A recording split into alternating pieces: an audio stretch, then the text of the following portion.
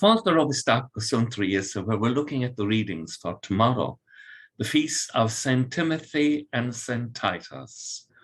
Both were converted to Christianity by St. Paul and become his companions and helpers, and in time, his fellow bishops. Titus went to Crete to look after the Christians there, and Paul entrusted Timothy with the care of the Christians in Ephesus.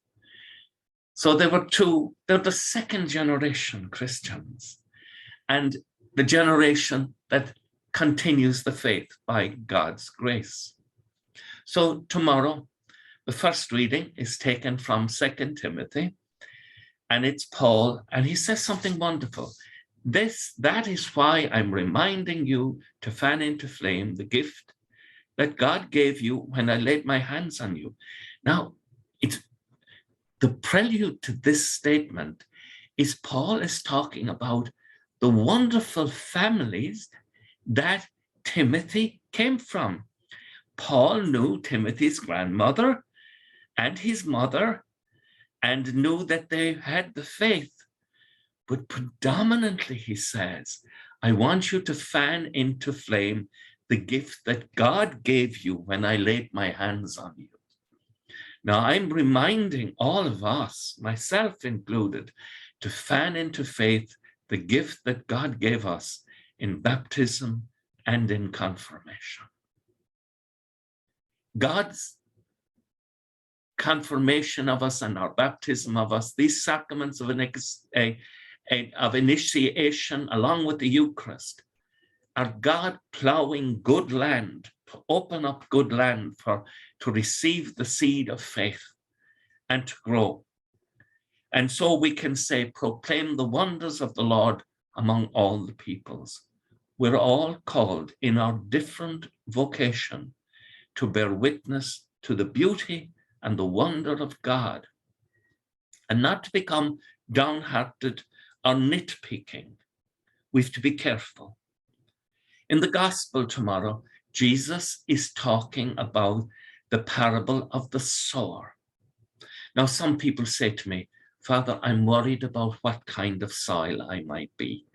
Well, can I share with you a great joy that when Jesus gave you the sacraments of initiation through the church, baptism, Eucharist, and confirmation, his plow, the Holy Spirit, worked on our lives, opening us up to the fruitfulness of the Holy Spirit.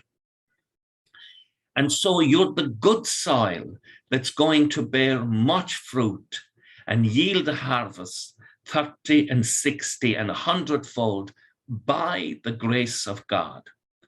St. Francis de Sales, who we're looking at this week, he would say to us, be patient with everyone, but above all, with yourself.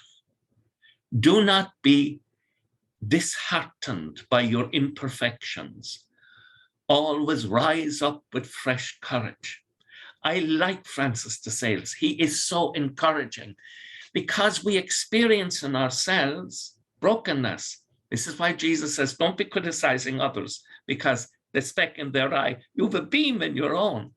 Jesus is being funny, but he's making a point.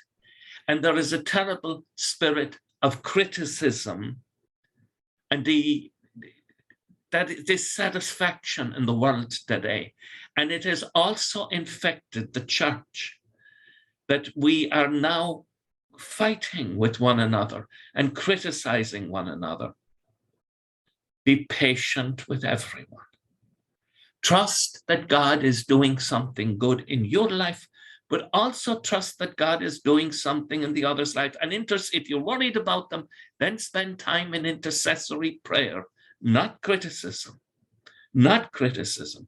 Be patient with everyone. That demands of us that we refuse to be critical with people. We can disagree with what they do or what they say, but we should also do it in a manner that is uplifting.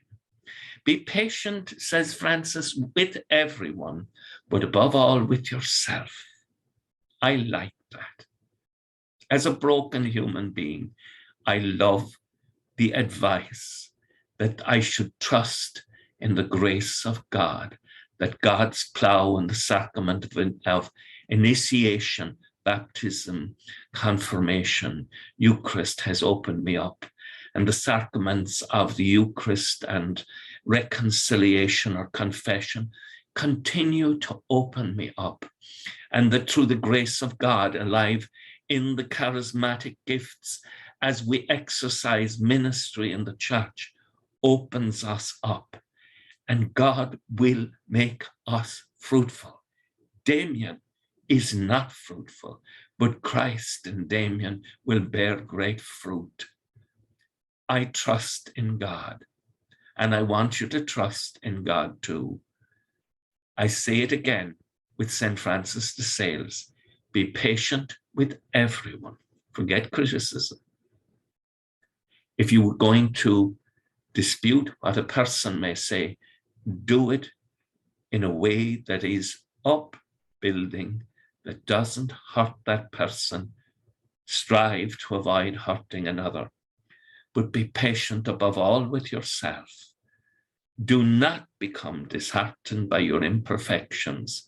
Trust in the grace of God and always rise up with new courage. With thoughts such as these, let us go to our beds this evening and let us pray as we go to sleep for one another, and let us wake in the morning with the praise of God on our hearts and on our lips. Agus gemana dia ila cóchtach shiv ahar mach agus spirit neve. Amen. Let us go in peace to love and serve the Lord. Thanks be to God. Buchas mór le dia. Slán agus banach dé orif le. Bye for